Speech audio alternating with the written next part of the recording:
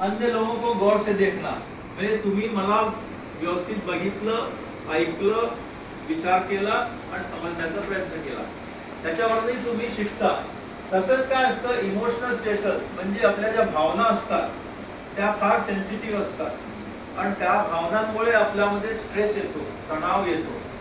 तर तो तणाव कितपत आहे आपल्याला, त्या तणावाशी आपण कसं आपण झेलायला पाहिजे, या गोष्टी येतात.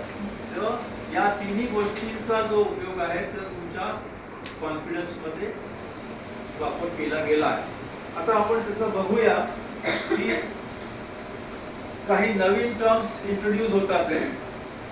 हा शास्त्रज्ञ होऊन सायकोलॉजिस्ट, त्यांनी सेल्फ एफिकेसी, त्याचं नाव अल्बर्ट बंडुरा. सेल्फ एफिकेसीचा अर्थ म्हणजे सेल्फ म्हणजे आत्म, स्वतः, आणि प्रभावकारिता म्हणजे आपल्यावर आपण किती प्रभाव आहे आपल्यावर स्वतःचा, राईट, त्याच्यावर भरपूर अभ्यास केला गेलेला आहे.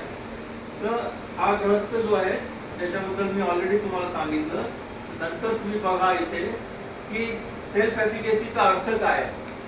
Self efficacy is the belief in one's capabilities to organise and execute the forces of action required to manage prospective situations. म्हणजे आपल्या स्वतःमध्ये किती प्रभावकारी आहे मी. आता जसा हा सेशन मला घ्यायचा होता तर मला माझी सेल्फ एफिकेसी मला माहिती असायला पाहिजे. त्याच्याकरता मला खूप मेहनत करावी लागेल. आज जेवढं मी तुम्हाला सांगतोय ते एक दिवसात झालेलं नाही आहे. असे मी सेशन्स बरेच घेतले आणि प्रत्येक सेशनमध्ये मला काही ना काही नवीन शिकायला मिळालं.